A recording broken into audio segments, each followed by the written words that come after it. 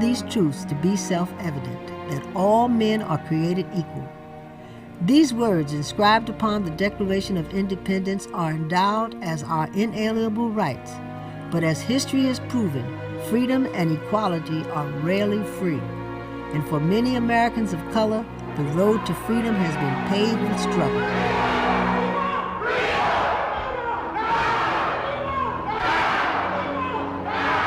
The racial equality that exists today is a testament to the enduring strength of the men and women who fought to overcome intolerance, who withstood the pain of racism and the sting of the whip. A debt is owed to those families who braved the dangerous journey north, out of the clutches of slavery along the Underground Railroad and into the arms of freedom. In 1842, a slave named John Walls left Troublesome Creek, North Carolina, with his master's widow in search of a dream. For 3 long years on the road with Jane's 4 white children and a house slave, they ran north, finding help along the Underground Railroad, the secretive movement of abolitionists who offered food and shelter on the road to freedom.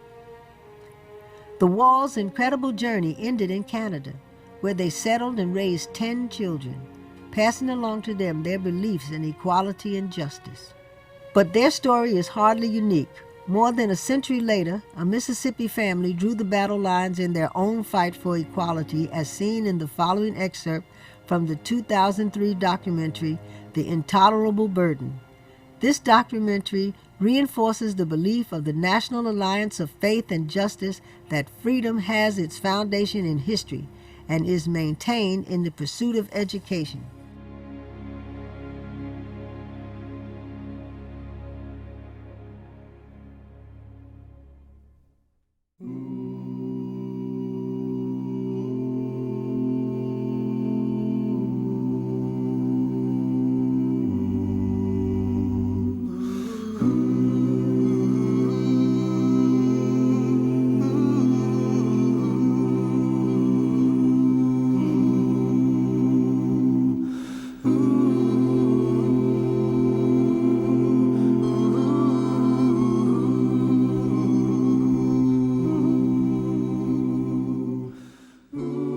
I know, and my husband knows, there's nothing you can do in the United States without an education.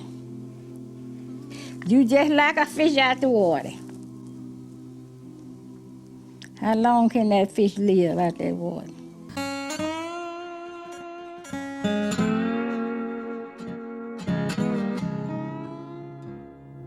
In this area of Mississippi, most of the blacks who wanted to own or have anything moved. Within my own family, most of our relatives moved north. So consequently, the blacks who were left here were the ones who were from the field workers. And even when I was younger, I knew that we did not go to school as many months out of the year as whites. Black kids didn't have the opportunity to go to school right off because they had to pick cotton and chop cotton to help support the family. They got a late start in school. Like my uncle was 9 before he started first grade. So a lot of black kids was 20, 21 when they graduated back then because they got a late start in school. The education piece was approved to have what they call split session schools, so that our schooling was squeezed in between the cultivation and harvest of crops. We had to use the old used books that the white kids were using. They would get the current books, and then we'd have to use their old books. Pages would be missing out of them. The word nigger would be written in them. I remember bypassing them on the bus, and there again, I asked my mama where were they walking, and she said, well, honey, they don't allow black children to have buses. At that time, in the prejudiced way, it was really, they really didn't want the blacks to get educated. We were taught that if you were caught educated, you would be killed.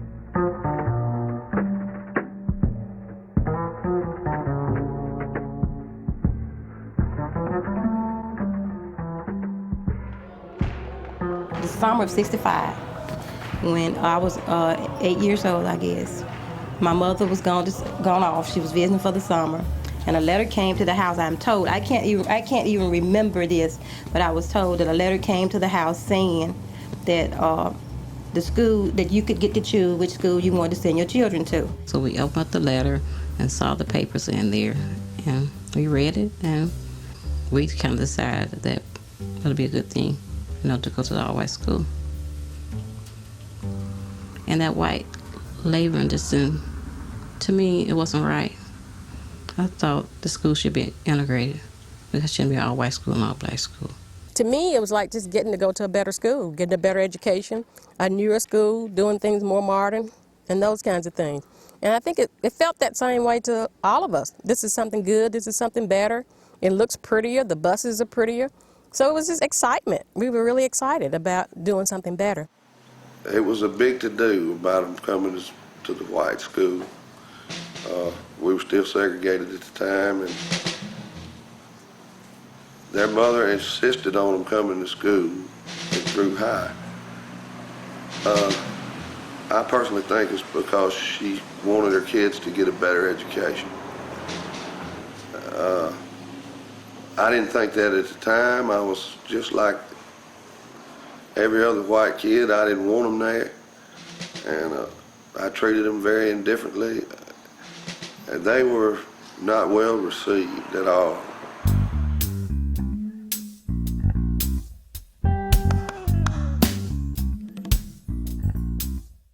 The first day they were just really kind of quiet, and they kind of kept to themselves. They wouldn't get close to us, and we was like we were invading them or invading their space, that we were somewhere we weren't supposed to be.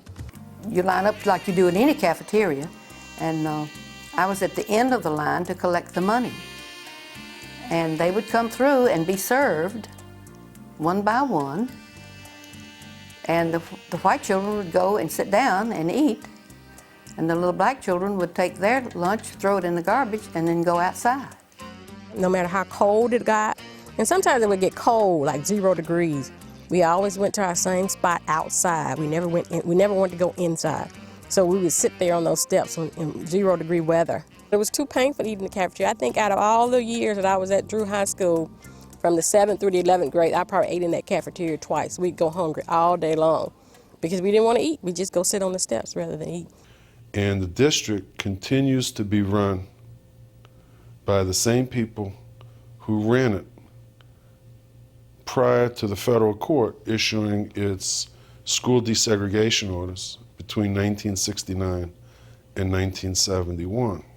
Dick Noble, who is the attorney for the school board now, was the attorney for the school board in the litigation which Mae Bertha Carter brought against the school district to try to bring an end to racial segregation in the Drew schools. And when Ms. Carter took the lead and started pressing to get those doors open, it was a great thing. What has failed to happen is for the black community to actually feel what that quality, what that equity is like. Because the moment that the courts said, you're right, we need to have these children in the same building, sharing the same things, developing the same tools. The white community snatched their children out, set up academies all along the Delta. It's encompassed with academies, separate schools, so that they could continue to have a separation in what children are being taught. You still today have public education, which is predominantly black, and private education, which is virtually all white. Beautiful tomorrow, sweeter than today. Never no sorrow, tears will all pass away. Never no sunset, a fading of the day. Beautiful tomorrow will be sweeter than today.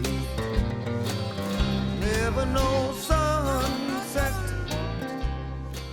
I take a look at Drew and I see a small town that is sitting still veritably, and no manufacturing, no look of the future. I don't see, in fact, if I was a young person starting out with a family right now, I would move elsewhere because there is not room for advancement here.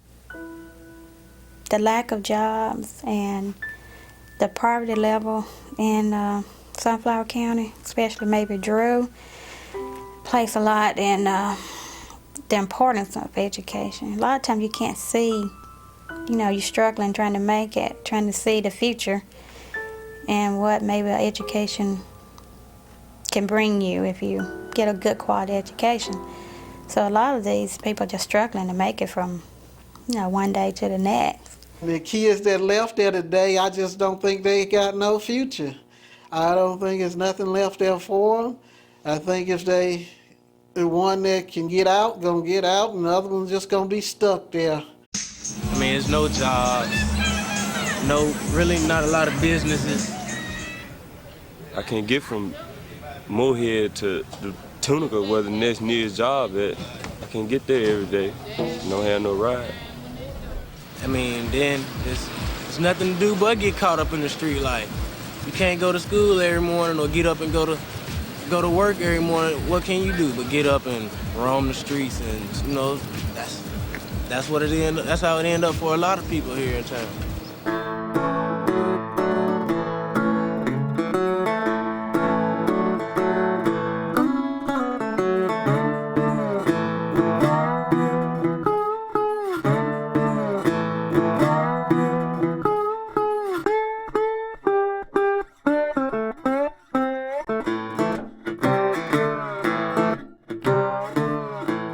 When a kid gets suspended and gets expelled from school, they shouldn't expel or suspend nobody from school. They should have some kind of program at the end of school that can help the kids stay out the streets, and that would lead them to selling drugs. That when they get suspended and be out of school drinking and hang around their friends, doing all kinds of robbing houses and all that, it leads to drugs. Students who drop out at Drew High School will either leave this area. If they stay in this area, they will a lot of times get in trouble. And about 7.5 miles from here, we have the state penitentiary. And unfortunately, a lot of our students who drop out and who choose to stay in this area end up in the state penitentiary.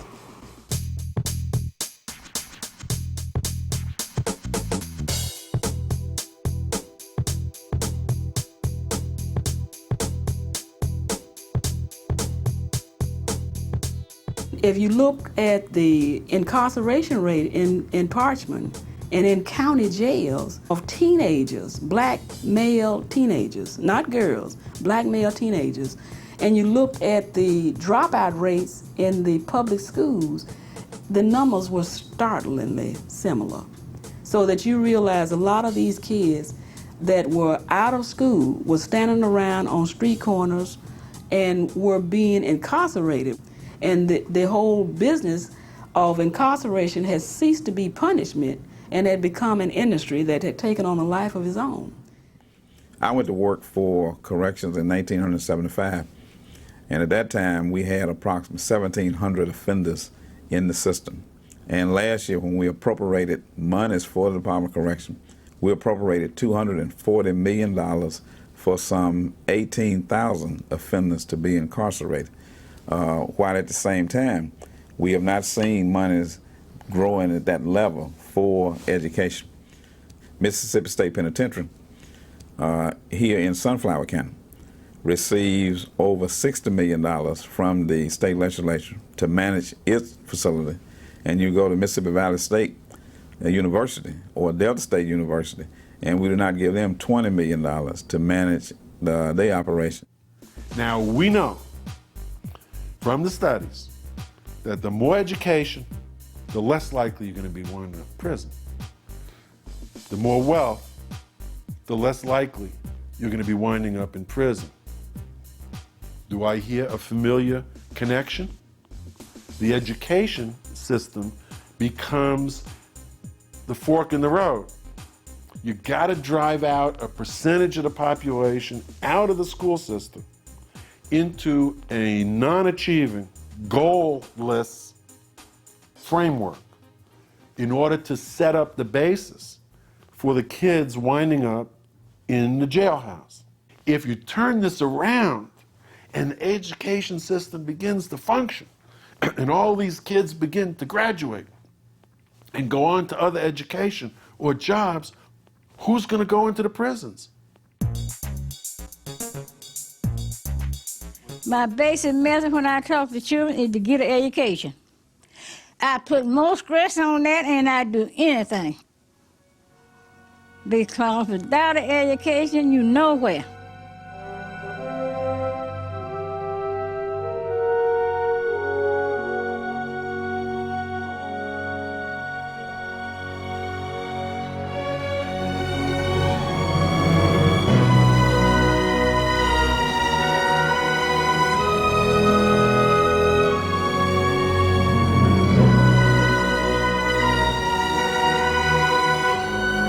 As you have just seen, those without hope and without education or knowledge of their rights too often wind up as part of America's prison population, now swelling to over 2 million inmates. The future of the nation's youth is in peril. A survey of nearly 150 middle school students revealed some disturbing facts. Many had seen or had participated in crime or had been homeless, hungry, or incarcerated. In an effort to steer youth away from these conditions, the National Alliance of Faith and Justice promotes education and respect for those who struggle, set the stage for equality. And above all, NAFJ encourages youth to know their legal and moral rights, which provide them with the freedom of choice, a choice between education and incarceration, between the penitentiary or the pencil.